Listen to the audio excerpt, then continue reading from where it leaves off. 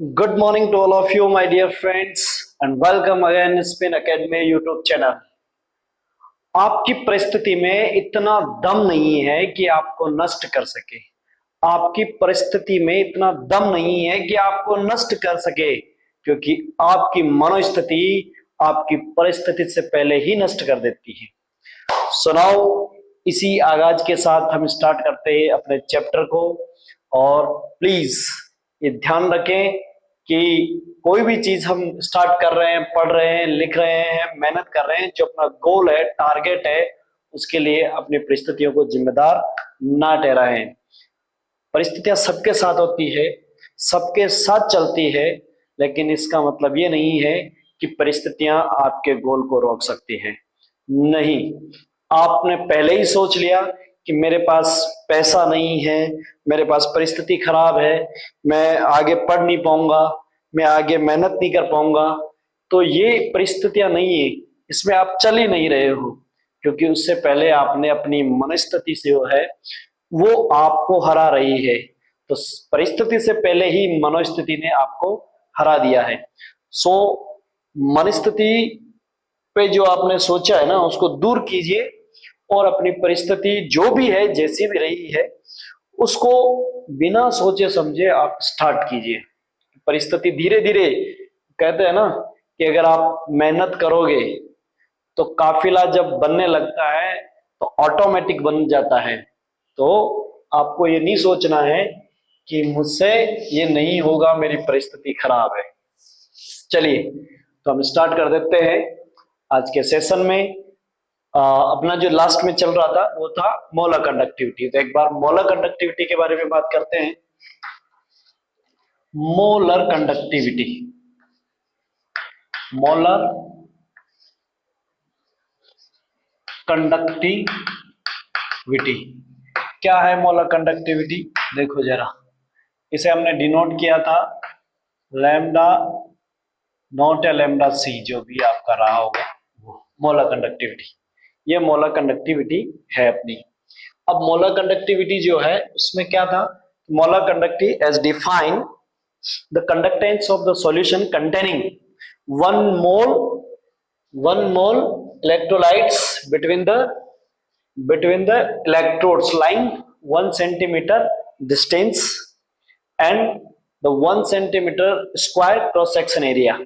तो ऐसे उसके बीच में जब हम रखते हैं तो उसी को हम कहते हैं मोलर कंडक्टिविटी। और उसका फॉर्मूला था, क्या था? Kappa 1000 upon concentration. अगर मोलरिटी हुई तो m होगा और नॉर्मलिटी हुई तो n और n हो जाएगा, है ना? तो आपका यहाँ पर n लिख दोगे तो नॉर्मलिटी हो जाएगी, नॉर्मलिटी के लिए n equivalent conductivity, equivalent conductivity के लिए आ जाएगा। और अगर आपने m रख दिया तो मोलर कंडक्टिविटी के लिए आ जाएगा। आपने ये पिछले वीडियो में जान लिया था। अब आ जाते हैं हम, ये सब कुछ कंप्लीट हमने कर लिया था पिछले वीडियो में, सारा कंप्लीट हो गया था। अब जो न्यू हेडिंग है वो है आपकी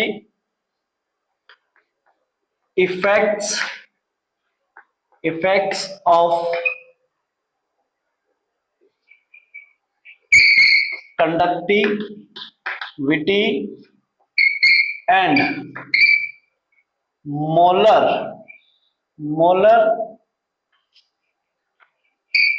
कंडक्टिविटी, है ना? ऑन डाइल्यूशन, या गिवन कंसंट्रेशन जो भी है उसकी डाइल्यूशन हम करेंगे तो कंडक्टिविटी एंड मोलर कंडक्टिविटी पर क्या इफेक्ट होता है इसको जानेंगे। तो देखो जरा, फर्स्ट में हम स्टार्ट करते हैं इफेक्ट ऑफ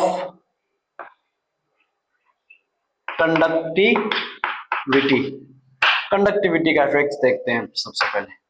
तो दो चीजों का हमें इफेक्ट देखना है, एक तो कंडक्टिविटी का, एक मोलर कंडक्टिविटी का। पहले हम नोटिस करते हैं कंडक्टिविटी को। तो कंडक्टिविटी में क्या होता है आपके पास? एक्चुअल में कंडक्टिविटी जो है वो क्या बोल रही है आपके पास?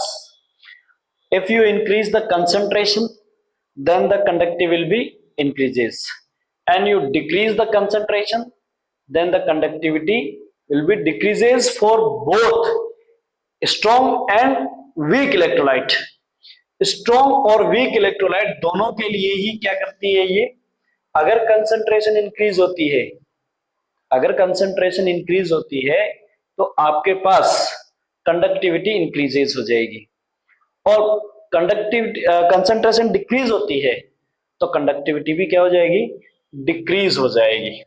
तो यहां तो डायरेक्टली प्रोपोर्शनल टू का रेशो आ चुका है इसमें, है ना। तो आपके पास ये जो कंडक्टिविटी है इसका डायरेक्टली प्रोपोर्शनल टू कंसंट्रेशन का रेशो आ गया है।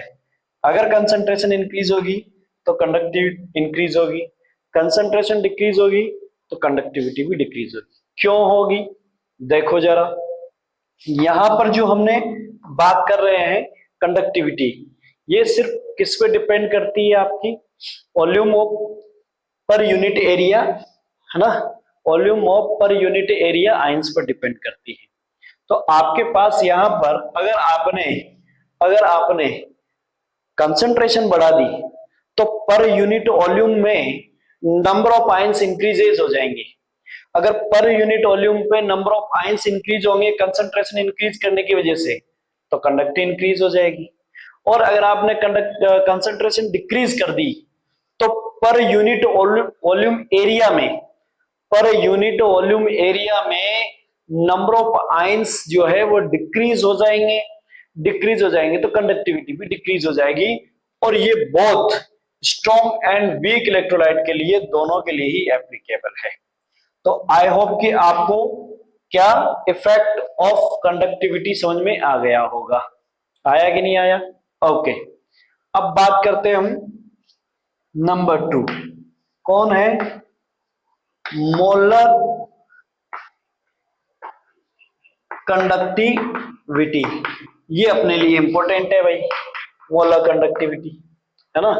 इसका तो नॉर्मली हमें समझना है कि ये पर यूनिट एरिया जो है उसमें नंबर ऑफ आयंस इंक्रीज होंगे तो मोलर कंडक्टिविटी इंक्रीज हो जाएगी, सॉरी कंडक्टिविटी इंक्रीज होगी, नॉट मोलर, ध्यान रखना, नॉट मोलर, सिर्फ क्या है, कंडक्टिविटी है। तो number of per unit area पे नंबर ऑफ आयंस इंक्रीज होने की वजह से, तो कंसंट्रेशन इंक्रीज करोगे तो नंबर ऑफ आयंस इंक्रीज होंगे पर यूनिट एरिया पे, इस वजह से कंडक्टिविटी इंक्रीज होगी। अगर डिक्रीज कर दोगे कंसंट्रेशन तो आयंस भी कम हो जाएंगे तो फिर कंडक्टिविटी भी कम हो जाएगी। अब आ जाओ मोलर कंडक्टिविटी की बात करते हैं। तो मोलर कंडक्टिविटी में क्या है आपके पास कि यहां पे जो कंडीशंस है वो क्या है कि आपके पास जब दो चीजें हैं, एक है स्ट्रॉन्ग इलेक्ट्रोलाइट, एक है वीक इलेक्ट्रोलाइट, है ना, स्ट्रॉन्ग और वीक इलेक्ट्रोलाइट। तो आपने क्या किया, यहां पर जो मोलर कंडक्टिविटी है उसका क्या कंडीशंस है, अगर आप कंसंट्रेशन इंक्रीज करोगे तो मोलर कंडक्टिविटी डिक्रीज हो जाएगी। और अगर आपने डाइल्यूशन इंक्रीज किया, यानी कि कंसंट्रेशन डिक्रीज की और डाइल्यूशन इंक्रीज किया, अगर आप कंसंट्रेशन डिक्रीज करोगे जिसका मतलब क्या हुआ, आपने डाइल्यूशन बढ़ा दिया, सॉल्वेंट का कंडीशंस बढ़ा दिया आपने। तो जब जब आप डाइल्यूशन इंक्रीज करते हो यानी कि कंसंट्रेशन इंक्रीज करते हो तो मोलर कंडक्टिविटी जो है वो इंक्रीज होगी। मतलब यहां पर मामला इनवर्सली प्रोपोर्शनल टू कंसंट्रेशन है। और आपको ये बात फॉर्मूले से भी पता लग रही होगी कि मोलर कंसंट्रेशन की जो है मोलर कंडक्टिविटी का जो रिलेशन है कंसंट्रेशन के साथ वो इनवर्सली प्रोपोर्शनल है। तो यहां पर क्या कंडीशन है कि अगर आपने कंसंट्रेशन बढ़ा दी तो कंडक्टिविटी डिक्रीज हो जाएगी, अगर आपने कंसंट्रेशन डिक्रीज कर दी तो मोलर कंडक्टिविटी इंक्रीज हो जाएगी। अब सुनिएगा, आपके पास क्या है, एक तो है स्ट्रॉन्ग इलेक्ट्रोलाइट। अब है तो दोनों ही आपके पास, कंडीशन तो यहां दोनों के लिए एप्लीकेबल है, ये स्ट्रॉन्ग है वीक है दोनों है, दोनों के लिए इनवर्सली प्रोपोर्शनल है कि डाइल्यूशन इंक्रीज करते, ध्यान से सुनिएगा, डाइल्यूशन इंक्रीज कर रहे हैं मतलब कंसंट्रेशन डिक्रीज कर रहे हैं, डाइल्यूशन इंक्रीज कर रहे हैं मतलब कंसंट्रेशन डिक्रीज कर रहे हैं। तो कंसंट्रेशन डिक्रीज हुई तो मोलर कंडक्टिविटी इंक्रीज हो जाएगी। Got it? ये दोनों के लिए ही है, स्ट्रॉन्ग इलेक्ट्रोलाइट, वीक इलेक्ट्रोलाइट। पर स्ट्रॉन्ग इलेक्ट्रोलाइट में क्या होता है कि आप जैसे डाइल्यूशन करते हो तो जो कंडक्टिविटी है वो स्लोली स्लोली इंक्रीज होती है। किसके लिए? स्ट्रॉन्ग इलेक्ट्रोलाइट के लिए। कैसे इंक्रीज होती है? स्लोली इंक्रीज होती है। क्यों होती है? क्योंकि स्ट्रॉन्ग इलेक्ट्रोलाइट में पहले ही इलेक्ट्रोलाइट कंप्लीटली डिसोसिएशन हो जाता है आयंस में। जो स्ट्रॉन्ग इलेक्ट्रोलाइट है वो जब हम डिसोल्व करते हैं तो इनिशियली वो क्या हो जाता है, कंप्लीटली डिसोसिएट इनटू आयंस। वो कंप्लीटली आयंस में डिसोसिएट हो जाता है। अब तो सिर्फ आप जैसे जैसे डाइल्यूशन बढ़ाते हो तो आयंस के बीच की जो डिस्टेंस है वो इंक्रीज होती है। तो जो उनका अट्रैक्शन है वो डिक्रीज हो जाता है। ऑपोजिट चार्ज का जो अट्रैक्शन है वो डिक्रीज हो जाता है। और मोलर कंडक्टिविटी में क्या है आपके पास यहां पर कि पर यूनिट वॉल्यूम में जो नंबर ऑफ मोल्स उनके ऊपर डिपेंड करती है।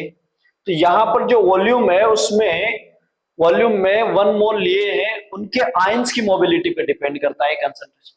जितना ज्यादा आयंस फ्री होके मोबिलिटी करेगा, देखो ध्यान से सुनना ऐसा क्यों हो रहा है। अगर आपने कंसंट्रेशन बढ़ा दी तो जैसे Na प्लस है, Cl है, तो उसके साथ कंसंट्रेशन है तो पास पास में रहेंगे तो इनके जो ऑपोजिट चार्ज है वो दूर नहीं जाएंगे तो ये बग के जो इलेक्ट्रोड्स पर धीरे जाएंगे। अगर जैसे ही आपने डाइल्यूशन बढ़ाओगे तो Na प्लस और Cl के बीच का जो दूरी है, डिस्टेंस है, वो बढ़ जाएगा तो जो ऑपोजिट चार्ज अट्रैक्शन है, इंटर आयनिक अट्रैक्शन है, वो डिक्रीज हो जाएगा तो फ्री रहेगा और वो जल्दी क्या करेगा, आयंस पर मूव करना स्टार्ट कर देगा, है ना। आयंस पर इलेक्ट्रोड्स पर मूव करना स्टार्ट कर देगा। जो आयंस है वो इलेक्ट्रोड्स पर चले जाएंगे जल्दी। तो मोबिलिटी अगर जो आयंस की होगी इसकी वजह से कंडक्टिविटी इंक्रीज होगी। तो आई होप कि आपको ये बात समझ में आ गई होगी। तो स्ट्रॉन्ग इलेक्ट्रोलाइट में क्या होता है, स्लोली इंक्रीज होता है, जबकि आपके पास वीक इलेक्ट्रोलाइट में इनिशियली तो बहुत ही ज्यादा स्लोली इंक्रीज होता है, जबकि स्ट्रॉन्ग इलेक्ट्रोलाइट एक रेट में इंक्रीज होता है और वो बहुत ही स्लोली इंक्रीज होता है। जब एट इनफाइनाइट डाइल्यूशन, यानी कि डाइल्यूशन आप जीरो कंडीशन तक ले आओ, डाइल्यूशन आप इनफाइनाइट तक ले आओ, तो क्या होता है आपके पास ऐसी कंडीशन में जो आयंस है, स्ट्रॉन्ग के लिए तो वैसा ही चलेगा, वीक के लिए शार्पली बढ़ जाता है। जैसे देखो यहां पर डिबाई ने इसके लिए जो दिया है इक्वेशंस, वो किसने दिया, डिबाई हकल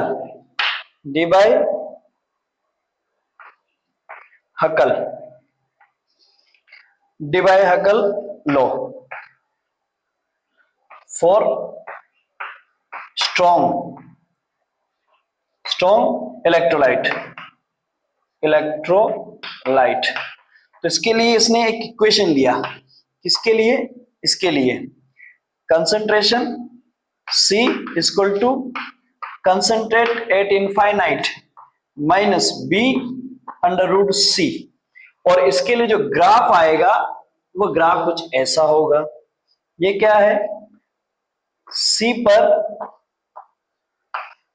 कंसंट्रेशन का अंडर रूट है, इधर तो क्या है, मोलर कंडक्टिविटी है, और इधर चलेंगे तो कंसंट्रेशन बढ़ा रहे, कंसंट्रेशन का स्क्वायर लेना पड़ेगा अपन को, ये फॉर्मूला है।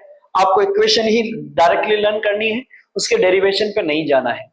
क्यों नहीं जाना है, हमें नहीं करना है क्योंकि हमारे सिलेबस में इसका डेरिवेशन नहीं गिवन है, तो उसके बारे में आपको जाना भी नहीं है, सीधा सीधा इक्वेशंस देखना है।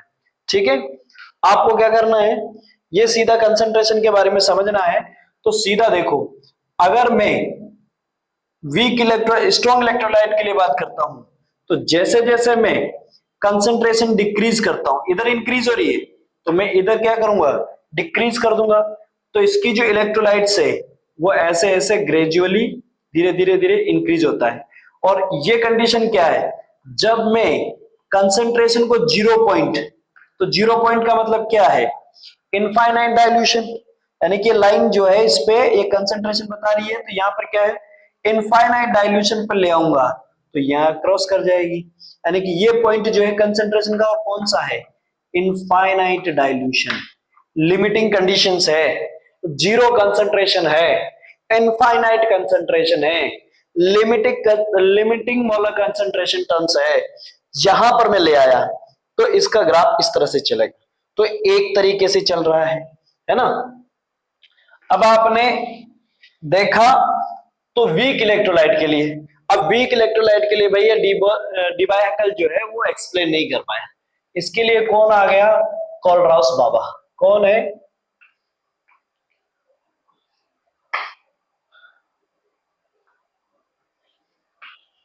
कोलराउस लॉ या कोलराउस इक्वेशंस। तो कोलराउस आ गया।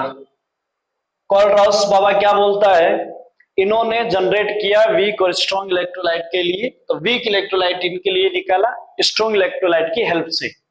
तो इन्होंने क्या किया है, इन्होंने एक ग्राफ जनरेट किया और उसका जो आता है वो कैसा आता है, under C concentration T C molar concentration C, और वीक इलेक्ट्रोलाइट के लिए जो ग्राफ आएगा वो कैसा आएगा, इस तरह से आएगा, धीरे धीरे धीरे, और इनफाइनाइट कंडीशन की तो वो फिर बहुत ज्यादा इंक्रीज हो जाता है। तो ये ग्राफ किसके लिए है, वीक इलेक्ट्रोलाइट, वीक इलेक्ट्रोलाइट के लिए है। अब इसमें जो इनफाइनाइट एंड एंड पॉइंट है वो फाइनाइट आइडेंटिफाई नहीं कर सकते, बस ये कह सकते हैं कि एट इनफाइनाइट डाइल्यूशन या फिर एट जीरो कंसंट्रेशन पर जो वीक इलेक्ट्रोलाइट है, the weak electrolyte behave as a strong electrolyte. क्या बात बोल रहे हैं हम, ये स्ट्रॉन्ग इलेक्ट्रोलाइट की तरह काम कर रहा है, कहां पर, इनफाइनाइट डाइल्यूशन या फिर आप कह सकते हो जीरो कंसंट्रेशन पर। तो ये लिमिटिंग कंसंट्रेशन की टर्म्स यहां पर रहेगी, तो वो किसकी तरह, स्ट्रॉन्ग इलेक्ट्रोलाइट की तरह काम करेगा। लेकिन इसका एंड पॉइंट निकाला जा सकता है, जबकि इसका एंड पॉइंट आइडेंटिफाई नहीं किया जा सकता। तो किसकी हेल्प से करेंगे फिर इसको अगर कैलकुलेट करना है तो कोलराउस ने इक्वेशन दिया कि आपको इसका इनफाइनाइट डाइल्यूशन पे निकालना है, किसका, वीक इलेक्ट्रोलाइट। जैसे कि हमारे पास ये है H, तो इसके आयंस क्या होंगे, इसके आयंस होंगे M इनफाइनाइट H प्लस, तो आप यहाँ H प्लस से रिप्रेजेंट कर दो, ये तो है ही H प्लस, और इसमें भी यहां पर क्या हो जाएगा, प्लस वाला है, प्लस M माइनस वाला इनफाइनाइट Cl माइनस।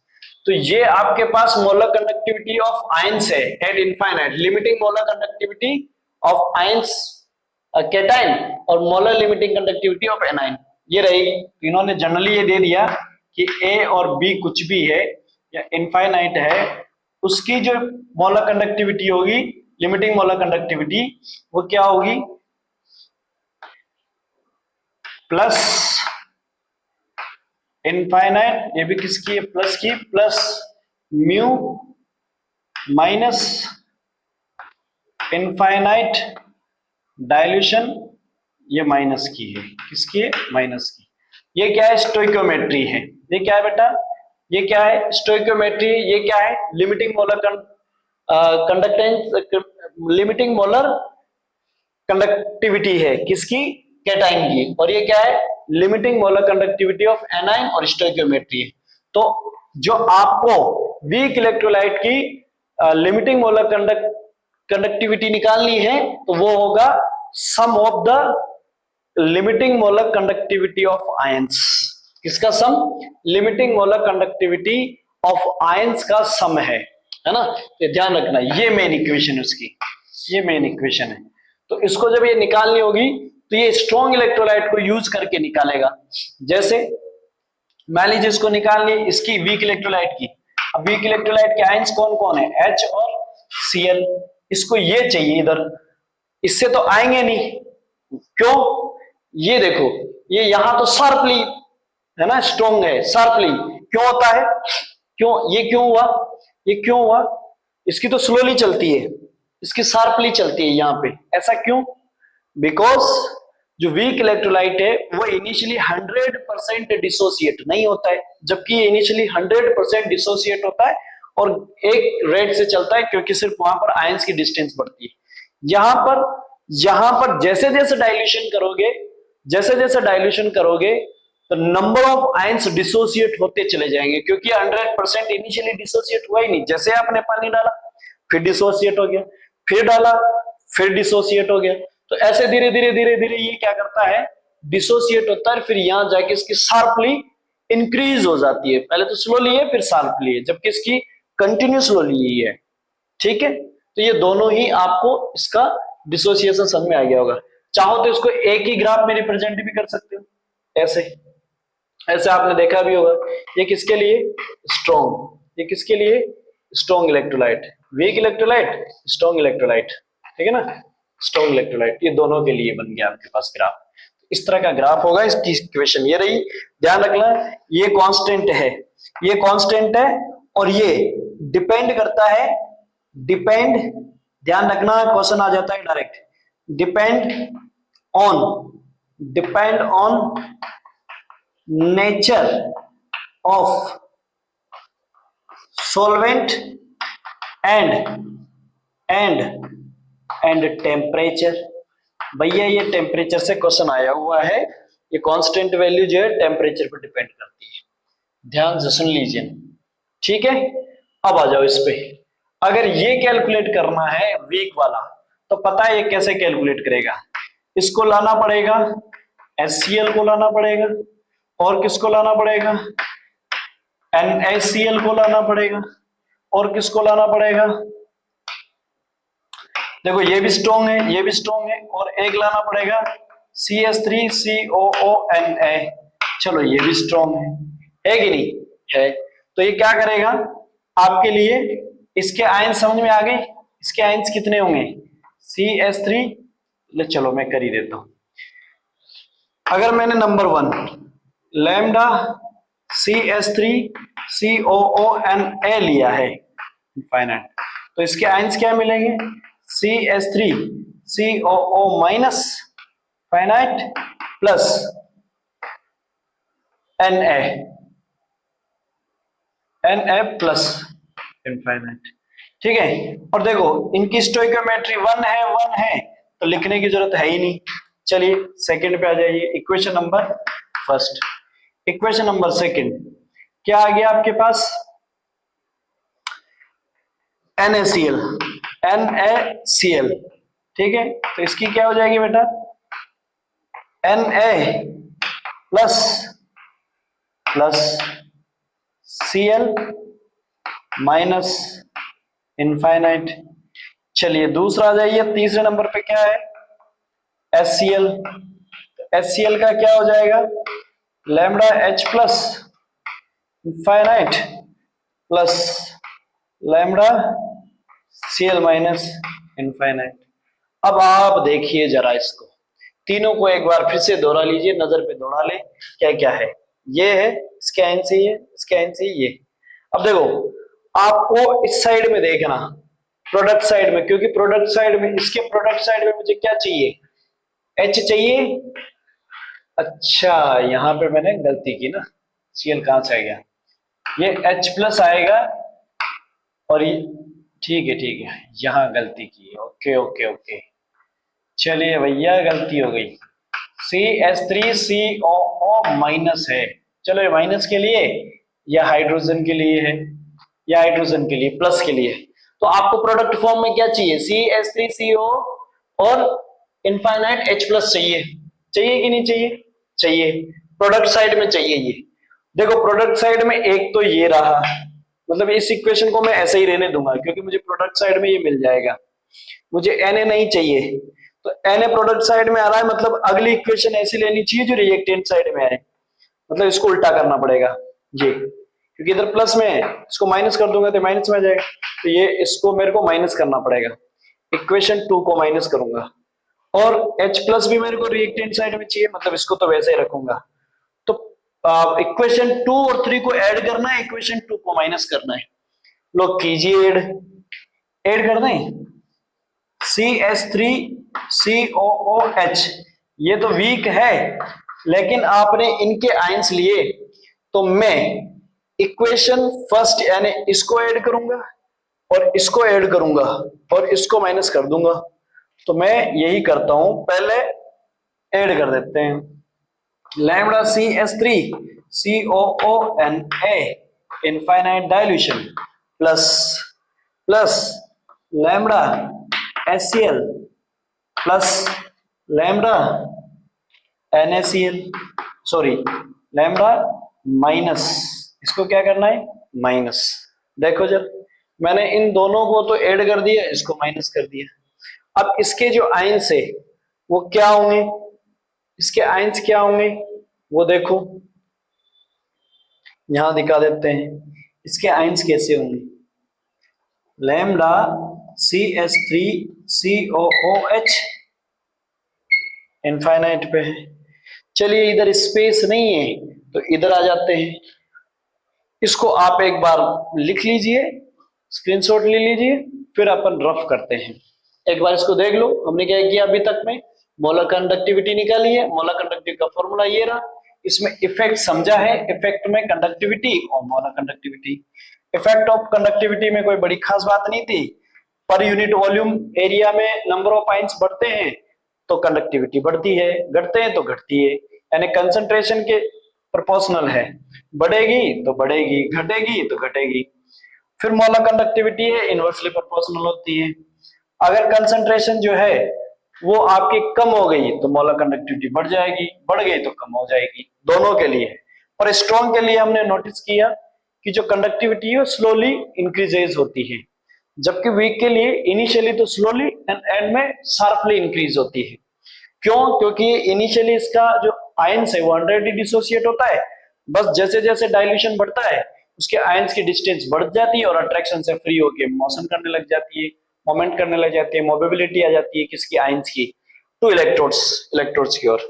उसके लिए डिवाई-हैकल ने एक इक्वेशन दी है, ये रही, और उससे एक ग्राफ जनरेट किया जो कि ये रहा, ठीक है, और ये चलता है।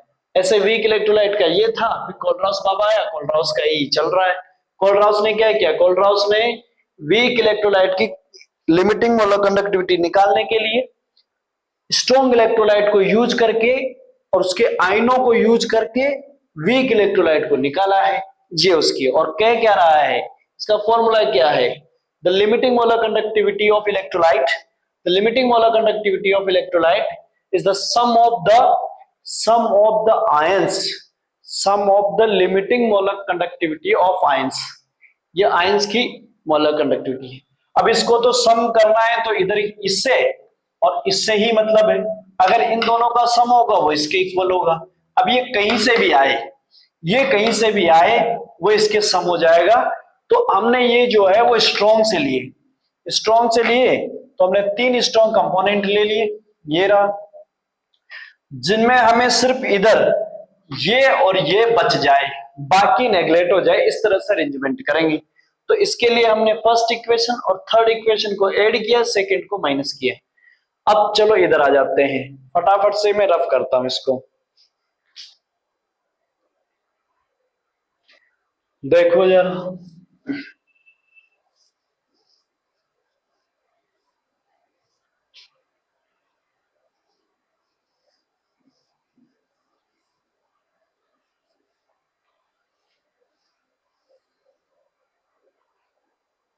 देखो हमने क्या किया, उसको सम किया था, अब यहां पर ले लेते हैं उसको।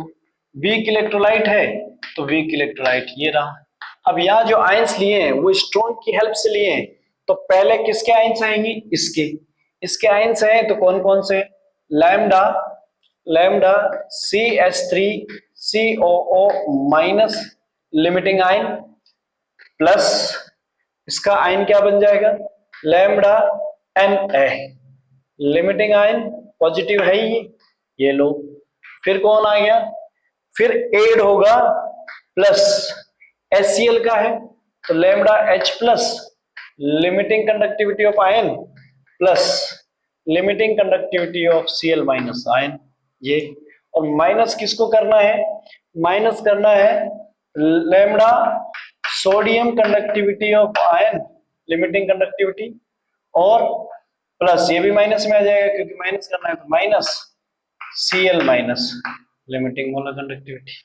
लो जी भाई कौन कट गया, सोडियम से सोडियम कट गया और कौन कट गया, Cl से Cl माइनस कट गया, ये लो इनसे तो ये कट गए तो बच क्या गया ये और ये, तो ये किसके इक्वल हो गए, इसी के तो इक्वल हो गए। तो आपके पास ये लो CH3COOH limiting molar conductivity of CH3COO minus infinite plus H plus ion infinite, ये निकल के आ गई, ये वीक इलेक्ट्रोलाइट की निकल के आ गई है ना। तो देखो इसने वीक की निकालनी थी लेकिन ये और ये दोनों ही कहां से आए, स्ट्रॉन्ग इलेक्ट्रोलाइट से आए। तो स्ट्रॉन्ग इलेक्ट्रोलाइट में इन्वॉल्व होने वाले वो आयन और केटाइन, एनाइन और केटाइन जो वीक इलेक्ट्रोलाइट में प्रेजेंट है वो स्ट्रॉन्ग की हेल्प से कैलकुलेट करके, क्योंकि उसके आयंस के समीप तो होना है तो उसने कैलकुलेट कर लिया। तो आई होप कि आपको ये बात भी समझ में आ गई होगी। कोलराउस और आपका डिबाइहेकल, तो डिबाइहेकल में आपको बात समझ में आ गई है। डिबाइहेकल स्ट्रॉन्ग इलेक्ट्रोलाइट के लिए है, एप्लीकेबल है, वीक के लिए नहीं कैलकुलेट कर सकता। स्ट्रॉन्ग इलेक्ट्रोलाइट के लिए जो ग्राफ आता है वो ऐसा आता है, शार्प ग्राफ आता है, सॉरी ग्रेजुअली इस तरह से इंक्रीज होता हुआ है, धीरे धीरे धीरे इंक्रीज हो रहा है और उसकी जो एंड पॉइंट है वो कैलकुलेट किया जा सकता है। किसके लिए कैलकुलेट किया जाता है, स्ट्रॉन्ग इलेक्ट्रोलाइट के लिए निकाला जा सकता है, पॉसिबल है, लेकिन वीक इलेक्ट्रोलाइट के लिए पॉसिबल नहीं है। हाँ उसका एंड पॉइंट नहीं निकाला जा सकता, बट एट इनफाइनाइट या जीरो डाइल्यूशन पर वीक इलेक्ट्रोलाइट भी स्ट्रॉन्ग इलेक्ट्रोलाइट की तरह बिहेवियर करते हैं। अगर आपको फिर भी वीक इलेक्ट्रोलाइट जो है उसका मोलर लिमिटिंग कंडक्टिविटी निकालनी है, एंड पॉइंट निकालना है, तो फिर एंड पॉइंट कैसे निकाला जा सकता है, उसका जो उसमें पार्ट करने वाले आयंस है, जो उसमें पार्ट कर रहे हैं, जो उसमें भाग ले रहे हैं, जो आयंस है, कैटाइंस है, उनको हम किसी स्ट्रॉन्ग इलेक्ट्रोलाइट के थ्रू ले लें और उसकी हेल्प से हम कैलकुलेट करके निकाल लें, तो उससे ये आ सकता है। क्योंकि हम जानते हैं, क्योंकि हम जानते हैं, क्या जानते हैं, अकॉर्डिंग टू कोलराउस वो क्या कह रहा है, सम ऑफ द आयन और cation limiting molar conductivity of ion और cation is called limiting molar conductive component, वो उसकी लिमिटिंग मोलर कंडक्टिविटी होगी, इसका सम दोनों का। आगे बात समझ में, ये बात इसको स्टोइकियोमेट्रीज है वो है ही। जैसे मान लीजिए कि आपने Na2CO3 लिया तो Na की कितनी हो जाएगी, 2 हो जाएगी, और CO की कितनी हो जाएगी, 1। तो यहाँ पर इस तरह से आपको रख देना है वैल्यूज, ठीक है ना। तो ये है बात। तो आई होप कि आपको ये मोलर कंडक्टिविटी वीक इलेक्ट्रोलाइट और स्ट्रॉन्ग इलेक्ट्रोलाइट की जो है दोनों ही समझ में आ गई होगी। कोलराउस भी समझ में आ गया और डिबाइहेकल का जो फॉर्मूला है वो भी समझ में आ गया। अब सुनो एप्लीकेशन ऑफ कोलराउस, क्या कर रहे हैं अपन, अब क्या पढ़ रहे हैं, application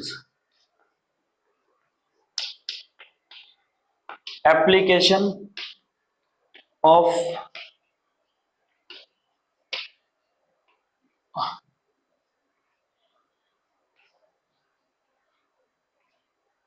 Kohlrausch law. Kohlrausch law की एप्लीकेशंस देखो क्या क्या है। नंबर फर्स्ट, ये काम आता है किसके, इसके काम आता है। एक तो जैसे हमने देखा क्या कैलकुलेट करने में काम आता है, कैलकुलेट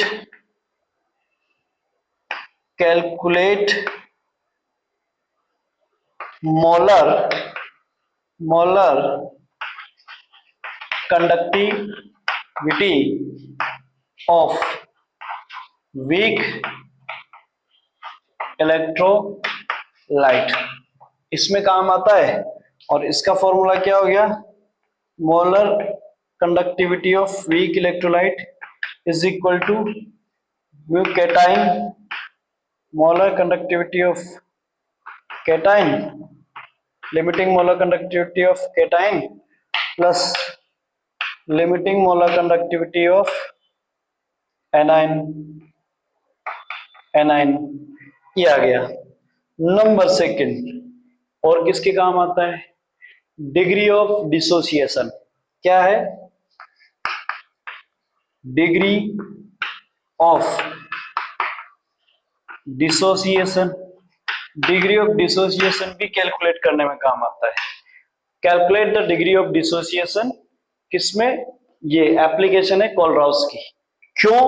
क्योंकि वीक इलेक्ट्रोलाइट जो है जैसे जैसे डाइल्यूशन बढ़ाते हैं the dissociation of ions increase होता है, यानी उसकी डिग्री ऑफ डिसोसिएशन होगा। तो डिग्री ऑफ डिसोसिएशन क्या होगा? देखो जरा, अल्फा क्या होता है? आप डायरेक्ट लर्न कीजिए बेटा। डिग्री ऑफ डिसोसिएशन क्या है आपके पास? The molar conductivity of concentration C upon molar conductivity of infinite. ध्यान रखना, ये जो पॉइंट आया है, ये जो पॉइंट है इनफाइनाइट डाइल्यूशन पर, वो कैसे कैसे होता है? इनफाइनाइट या तो ऐसे लिख सकते हो या ऐसे लिख सकते हो, जीरो, या तो इनफाइनाइट या जीरो, जीरो कंसंट्रेशन या इनफाइनाइट, ठीक है ना? ऐसे ऐसे भी लिख सकते हो या जीरो भी आ सकता है। ये फॉर्मूला क्या है डिग्री ऑफ डिसोसिएशन निकालने का? मतलब डिग्री ऑफ डिसोसिएशन क्या है? Degree of dissociation is the ratio of molar conductivity of concentration C divide by molar conductivity eight infinite dilution. तो मोलर कंडक्टिविटी इनफाइनाइट डाइल्यूशन है उस, और कंसंट्रेशन C का रेशियो जो है वो क्या है? डिग्री ऑफ डिसोसिएशन है। तो 2 एप्लीकेशन हो गई, रिमेनिंग एप्लीकेशंस और है, जरा उसको भी समझते हैं। क्या है देखो, इसको रफ कर देते हैं क्योंकि हम एप्लीकेशंस पे हैं। देखो जरा, आ जाइए। क्या हो गया? थर्ड नंबर पे है ना? थर्ड नंबर पे क्या है उसको देखते हैं। थर्ड नंबर पे क्या है बेटा? डिग्री ऑफ डिसोसिएशन हो गया। तो अब पढ़ लेते हैं हम degree of constant, dissociation constant, sorry. Calculate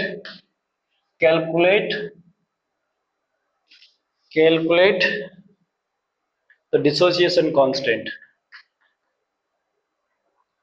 dissociation constant के, है ना? के कैलकुलेट कर रहे हैं। तो के कैसे कैलकुलेट करेंगे? ये आता है आपका, अगर आपने एक इक्वेशन के थ्रू पहले पढ़ा हो तो सॉल्यूशन चैप्टर में देख लीजिए, वहां भी हमने कैलकुलेट किया हुआ है प्रोडक्ट भी।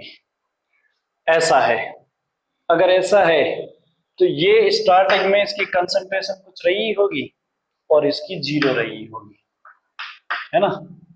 और ये जब कंसंट्रेशन यहां पर है तो जो ए बी जो भी बना होगा आपका C और D प्रोडक्ट बना होगा, ये जीरो जीरो रहा होगा। ये बन गया अल्फा, ये भी alpha, C alpha C alpha, ये क्या हो गया? C अल्फा कम हो गया, है ना? तो अब आपको इसकी रेट निकालनी है, मतलब डिग्री ऑफ कांस्टेंट निकालना है K। तो K क्या हो जाएगा? आपका प्रोडक्ट अपॉन रिएक्टेंट, C की कंसंट्रेशन इंटू C की कंसंट्रेशन अपॉन क्या आ गया? C माइनस C कंसंट्रेशन, ठीक है? अब इसको निकालो, क्या हो जाएगा? K equal to C square और alpha square divide by C common, 1 minus alpha इधर हो गया, C से कट गया C, बच गया आपके पास C alpha square upon 1 minus alpha.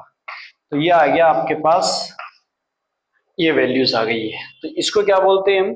इसको बोलते हैं डिसोसिएशन कांस्टेंट, है ना? Dissociation constant. और डिग्री ऑफ डिसोसिएशन क्या है? ये रही। डिसोसिएशन कांस्टेंट क्या है? ये रहा। दोनों समझ में आ गया। अब इससे एक फॉर्मूला जनरेट करते हैं अपन, ताकि आगे आपको दिक्कत ना आए। क्या फॉर्मूला जनरेट करें? ये अल्फा है ना, अल्फा, डिग्री ऑफ डिसोसिएशन, आपको क्या करना पड़ेगा, ये अल्फा जनरेट करना पड़ेगा। मतलब ये अल्फा की जो वैल्यू है यहाँ पुट करेंगे और फिर निकालेंगे। तो इसके लिए आप क्या करें, अगर आपको कहे वो कि आपको डिसोसिएशन कांस्टेंट कैलकुलेट करना है, तो उसके लिए आपको अल्फा कैलकुलेट करना पड़ेगा अलग से, या तो अलग से कैलकुलेट करके इसमें रख दो। और अगर कैलकुलेशन बचानी है और आपको डायरेक्ट कंडक्टिविटी दी हुई है, ये दिया हुआ है मोलर कंडक्टिविटी दी हुई है, तो आपको अल्फा कैलकुलेट करने की जरूरत नहीं है। हम एक और काम करेंगे, इस फॉर्मूले की तो लर्न करेंगे ही करेंगे, इसके साथ एक और फॉर्मूला लर्न करेंगे। कौन सा, देखो जरा, कोई बड़ी बात नहीं है। अल्फा इक्वल टू सी तो अपनी जगह है ही, अल्फा की जगह रखो lambda C upon lambda infinite का स्क्वायर अपॉन, यहाँ क्या है 1 माइनस, यहाँ क्या हो जाएगा lambda M C upon lambda infinite, ये हो जाएगा। और आप जब इसे एलसीएम लोगे, इसका एलसीएम लोगे, इसका एलसीएम लोगे तो क्या जाएगा लैम्डा इनफाइनाइट, और यहाँ क्या जाएगा lambda infinite minus lambda M C, याद आएगा। तो मैं इस नीचे जितना भी है उसकी जगह ये रख देता हूं, है ना। अरे ये आ गया होगा ना समझ में,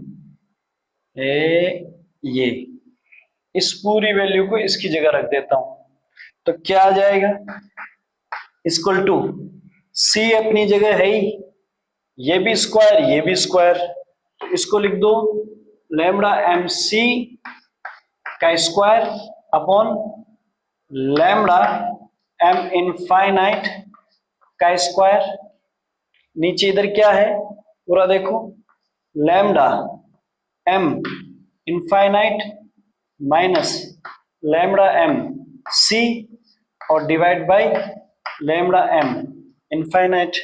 तो देखो जरा, इस एक लैम्डा इनफाइनाइट से ये कट गया, ये कट गया, तो अब क्या करें, इधर लिख देते हैं जरा, इधर लिख देते हैं, है ना, इधर लिखते हैं।